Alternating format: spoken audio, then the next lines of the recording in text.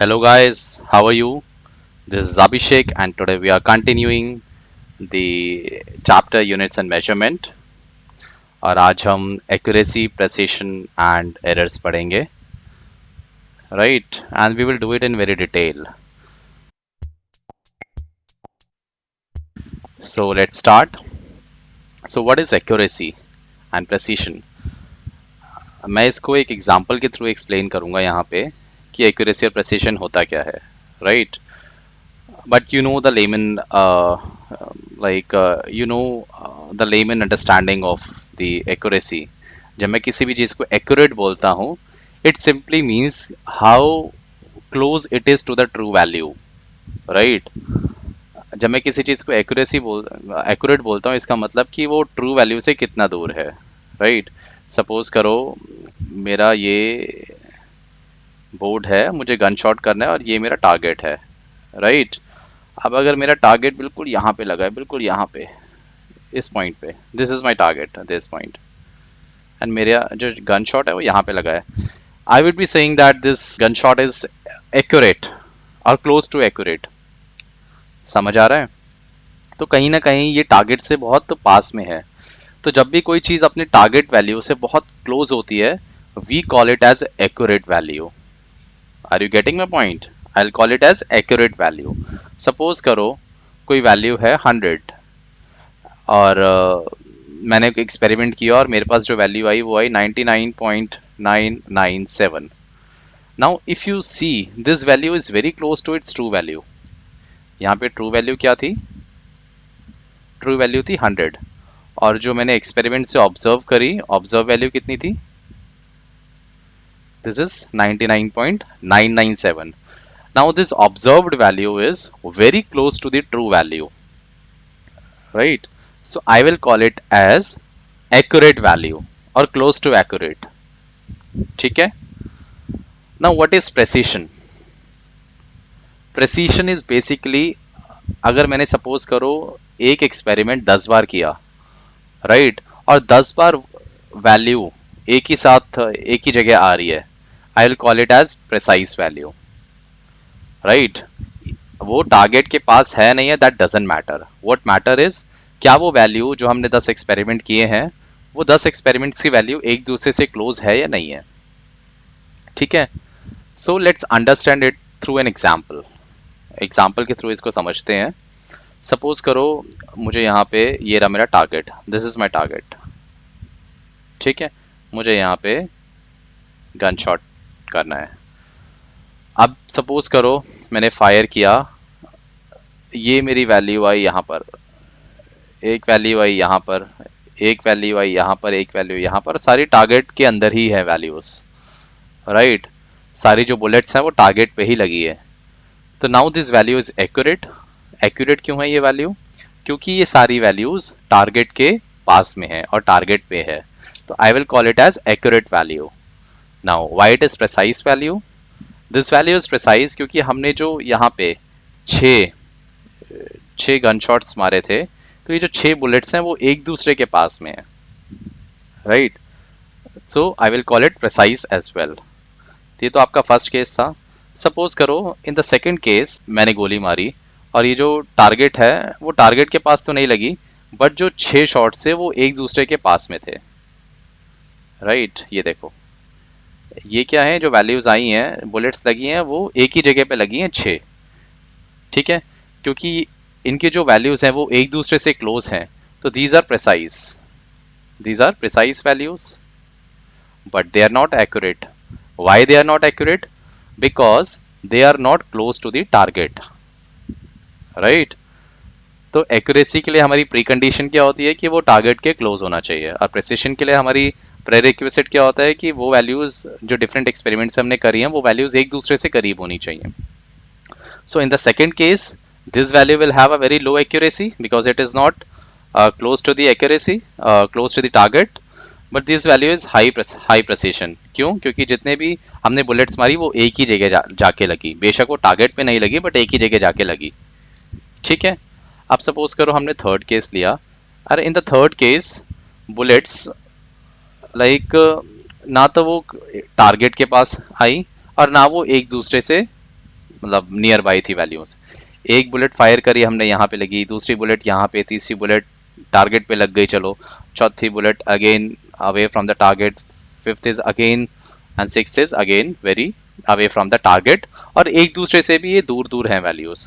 तो I will call this values as neither accuracy nor precision.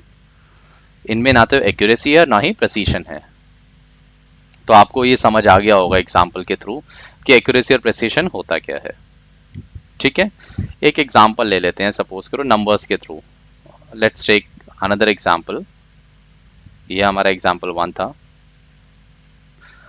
Suppose एक value है 4, एक ट्रू वैल्यू है 4। ठीक है, मैंने एक्सपेरिमेंट किया और मुझे 4 वैल्यू लानी है। सो आई डिड एन एक्सपेरिमेंट, जो वैल्यू आई वो आई 3.9997, 3.9999, 4.0001। ठीक है, मैंने 3 बार वो एक्सपेरिमेंट किया और वैल्यू ये आई। अब आप ऑब्जर्व करो, ठीक है ना, जब मैंने फर्स्ट टाइम ये किया तो ये वैल्यूज हैं, ये क्या है, बहुत क्लोज हैं 4 के, टारगेट वैल्यू से बहुत ज़्यादा क्लोज हैं। तो इनको मैं क्या बोलूँगा कि दीज आर एक्यूरेट वैल्यूज, और इनका जो एक्यूरेसी है वो अच्छा है। These are having a very good accuracy और हाई एक्यूरेसी।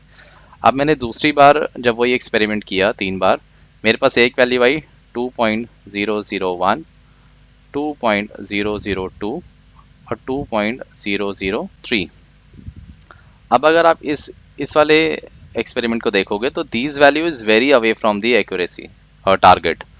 टारगेट के तो कहीं भी क्लोज नहीं है ये। ठीक है, तो बट ये जो 3 वैल्यूज हैं ये एक दूसरे से बहुत पास में है, तो इनकी जो प्रेसिशन है they will have a very high precision. ठीक है, but low accuracy, but low accuracy. इसमें क्या रहेगा, high accuracy, right? These values are very close to 4, so this value is highly accurate. I hope आपको ये समझ आ गया होगा कि what is accuracy and what is precision.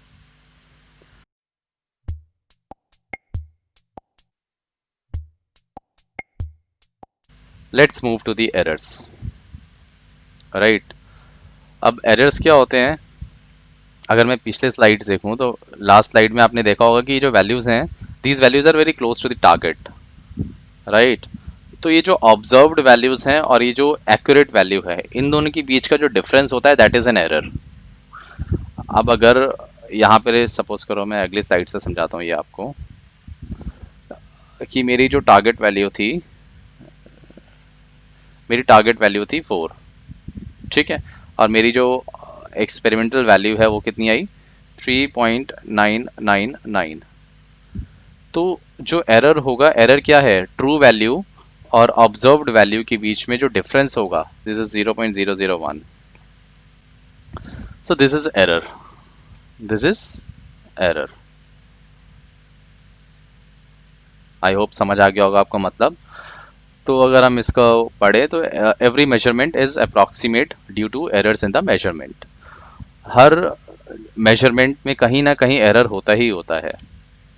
जब आप वेट नापने जाते हो, सपोज करो आपने चावल लिया और 1 किलो, जो दुकानदार है उसने चावल को नापा, वो 1 किलो के बदले 1.002 kg था। तो आइडियली ही इज अज्यूमिंग कि उसने 1 किलो दिया है, बट उसमें एरर कितना था, 0.0002 ग्राम का। ठीक है, 2 ग्राम का एरर था जो चला गया। तो हर मेजरमेंट में कहीं ना कहीं एरर जुड़ा ही होता है, right? Now errors are basically classified into 2 ways or 2 types. One is systematic errors and the other is random errors, right? जो systematic errors होता है, that is always tends to be in one direction, either positive or negative. ठीक है, या तो ये positive रहेंगे या नेगेटिव रहेंगे, only in one direction.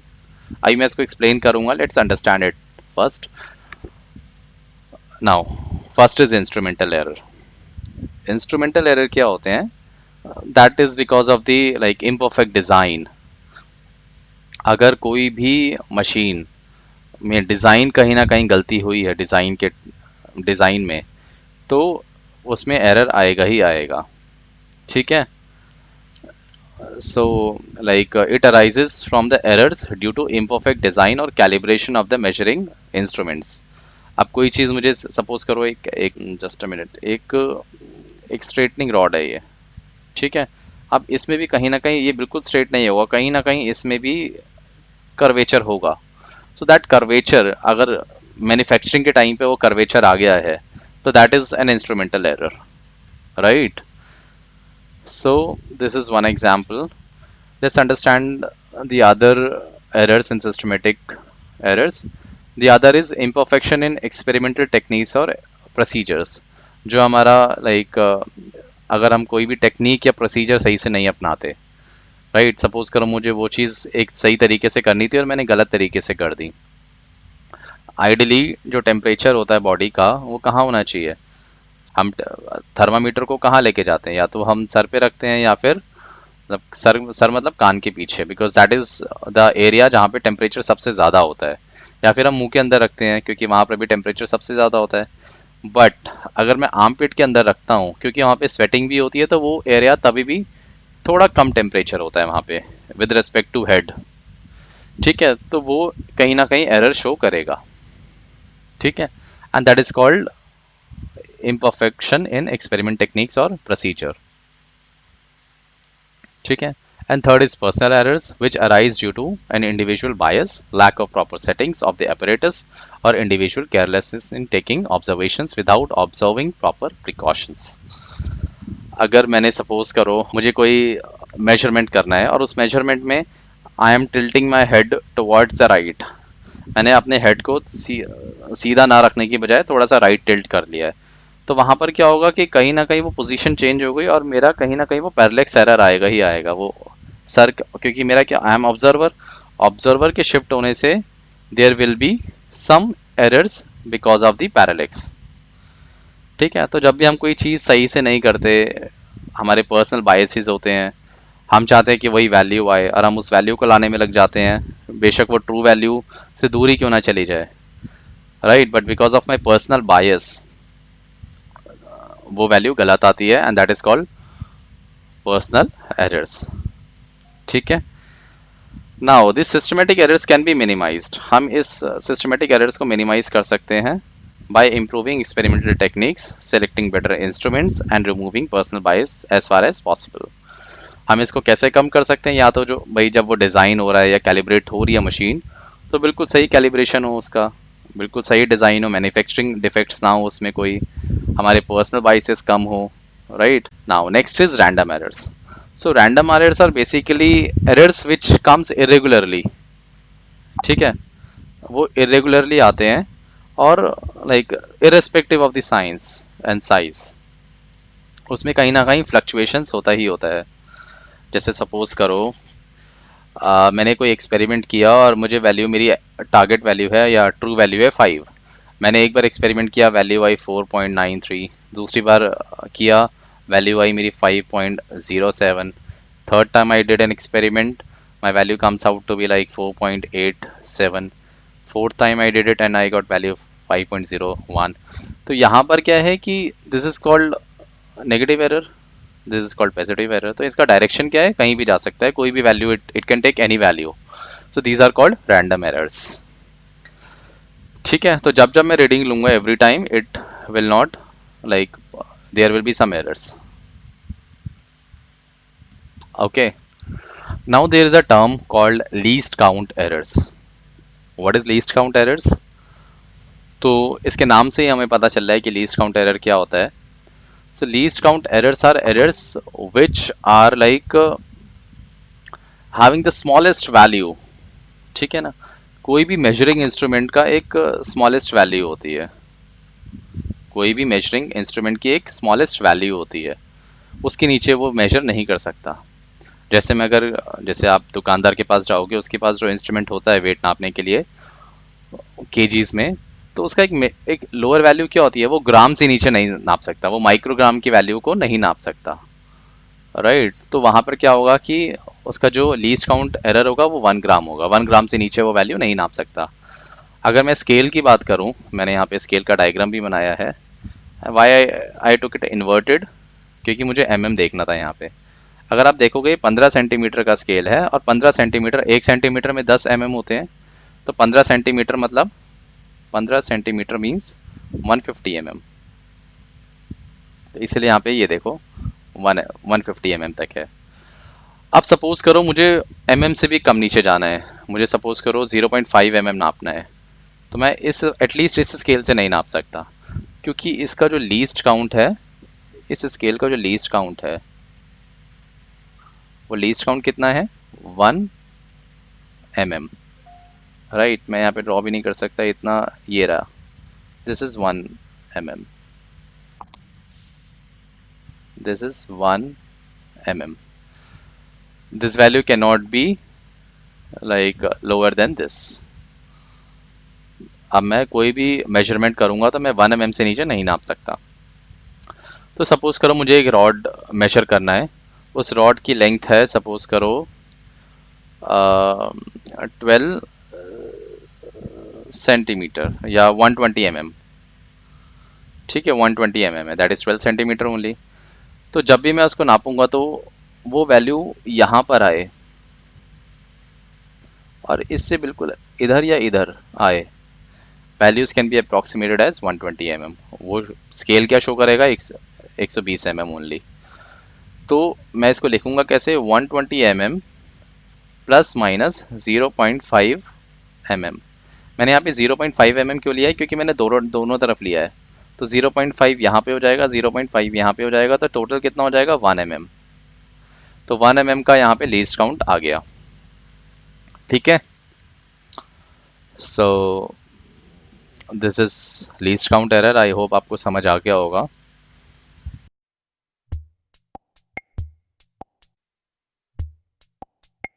Now अब एरर्स को हम मेजर कैसे करते हैं। So today we will be starting 3 types of error. अब हम 3 तरीके के एरर्स पढ़ेंगे। First is how to calculate the absolute error, then we will study the relative errors and percentage errors।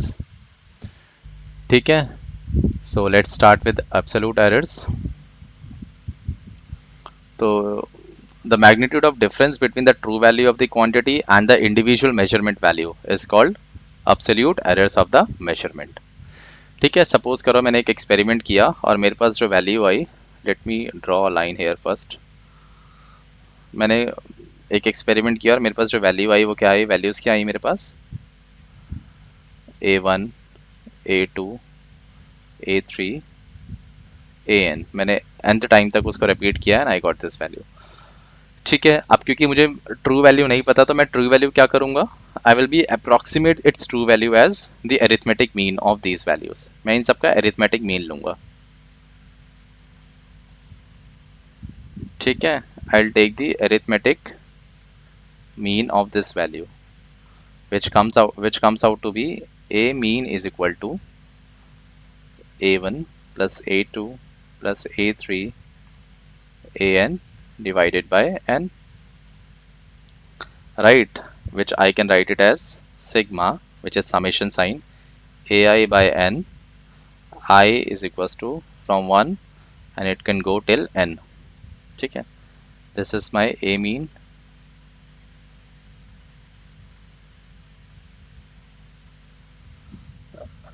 ठीक है।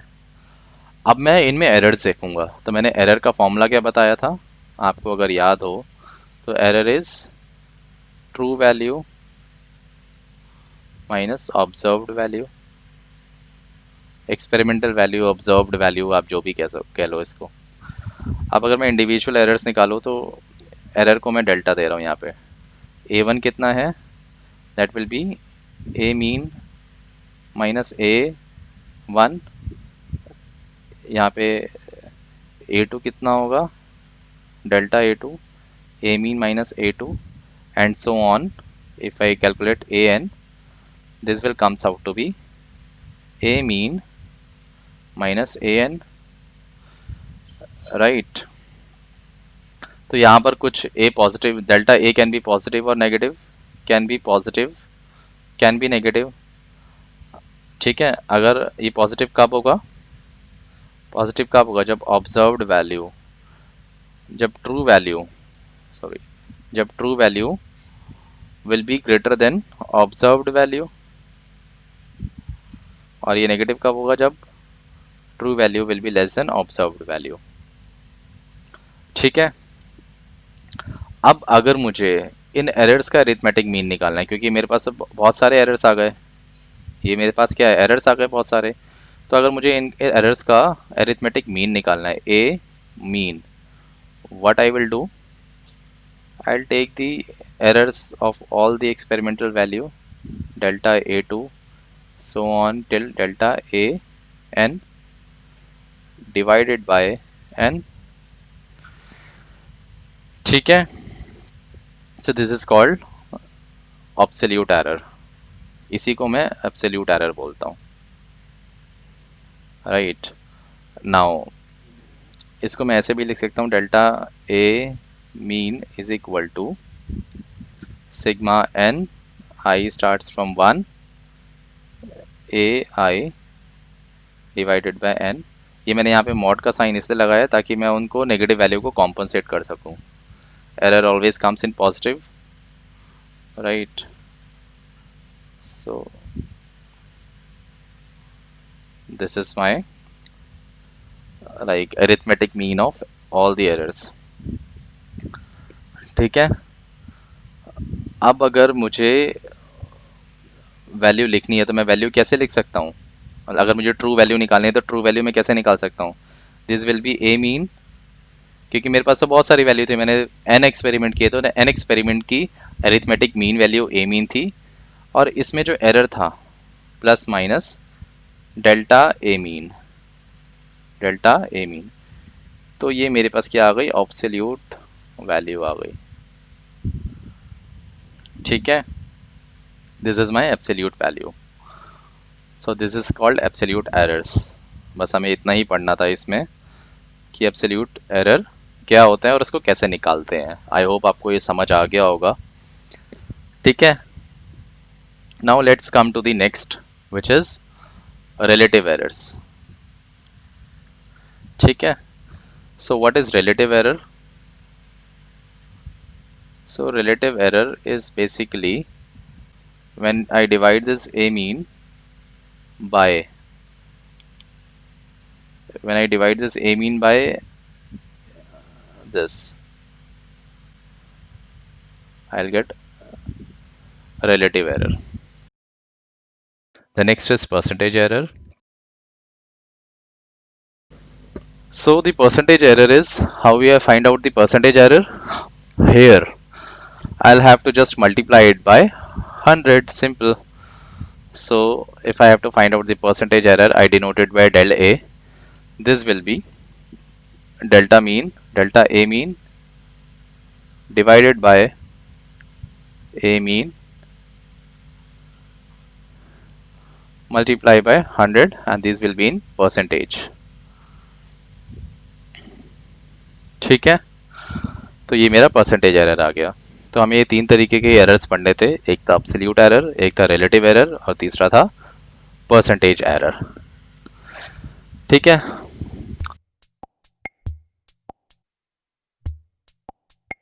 Now the next thing is combination of errors. जब हम errors को प्लस करेंगे या मल्टीप्लाई करेंगे तो क्या वैल्यूज आती हैं? ठीक है, तो here I specifically mention when two quantities are added or subtracted, the absolute error in the final result is the sum. ठीक है, is the sum of the absolute errors in the individual quantities. इसको अभी हम next slide में पढ़ेंगे। तो suppose करो एक इंडिविजुअल एरर आया डेल्टा A1, और दूसरा एक्सपेरिमेंट करा उसमें वैल्यू आई A2। तो जो मैं A टोटल करूंगा, टोटल एरर वो कितना आएगा मेरा? A1 plus A2 error. ठीक है, तो बेसिकली जब दो या तीन एरर हमें ऐड करने होते हैं तो हम इंडिविजुअली अरिथमेटिकली उसको ऐड कर देते हैं। ठीक है, now the next thing is errors of product और quotient.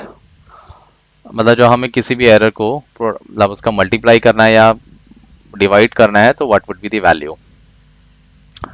So when two quantities are multiplied or divided, the relative error in the result is the sum of relative errors in the multipliers. ठीक है, यहाँ पे मैंने example के through समझाया है. Now take suppose z is equals to a b. यहाँ पे मैंने z क्या लिया है, कोई क्वांटिटी है मल्टीप्लाई में a into b. Now the value a कितनी है, here the value a is a plus minus delta a और b की वैल्यू क्या है, b plus minus delta b. अब अगर मुझे वैल्यूज निकालनी है तो मैं क्या करूँगा, इसको मैं ओपन भी कर सकता हूँ. अगर मैं इस वैल्यू को यहाँ पे ओपन करूँ तो क्या आएगा, a plus minus delta a, b plus minus delta b. इसको मैं ओपन करूँगा तो मेरे पास ये वाली वैल्यू आ जाएगी, ये वाली वैल्यू. अब मैंने क्या किया है, डिवाइडेड बाय एच जेड कर दिया है मैंने. z से जब मैं डिवाइड करूँगा तो यहाँ पे मेरे पास क्या आ जाएगी value, I will get the value 1 plus minus delta z by z. ठीक है, and here I would be getting what, here I would be getting 1 plus minus delta a by a, right, plus minus delta b by b plus minus delta a by a delta b by b. ठीक है, जब मैंने इसको divide किया, अब मैं इस वाली क्वांटिटी को इग्नोर कर सकता हूँ क्योंकि ये क्वांटिटी बहुत छोटी होगी. तो मेरा जो फाइनल आंसर आएगा वो डेल्टा, ये क्या आ जाएगा, मेरा इंडिविजुअल एरर्स का सम आ जाएगा रिलेटिव एरर्स का.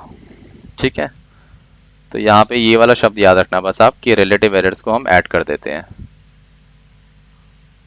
ठीक है, जब भी हम प्रोडक्ट करते हैं तो उसको रिलेटिवली ऐड कर देते हैं आप. और अगर मैं लाइक पावर्स की बात करूं तो पावर में क्या होगा, delta z by z, this value comes out to be like relative error of a, relative error of a which is twice. ठीक है, सपोज करो z is equal to a square था, तो मैं इसको क्या लिख सकता हूँ, a इंटू a, और फिर अगर मैं इसको ऐसे ही ओपन कर दूं तो मेरे पास वैल्यू क्या आएगी, डेल्टा z बाय z की, और मैं z से डिवाइड कर दूं तो delta a by a plus delta a by a which is twice delta a by a. ठीक है, तो दिस इज माय फॉर्मूला. तो अगर मैं z is equal to a की पावर p, b की पावर q एंड c की power r divide करूँ तो मेरे पास क्या रिजल्ट आ गया, ये रिजल्ट आ गया मेरा. ठीक है ना, delta a by a, b times delta a by a, q times delta b by b and r times delta c by c. ठीक है, तो आज हम यहीं पर इतना ही पढ़ेंगे एंड आई होप आपको ये एरर समझ आ गया होगा अच्छे से. इन केस आपको कोई डाउट होता है तो आप कमेंट सेक्शन में लिखिए. In the next lecture we would be starting significant digits which is very important from exams point of view. Okay, please like and subscribe this video.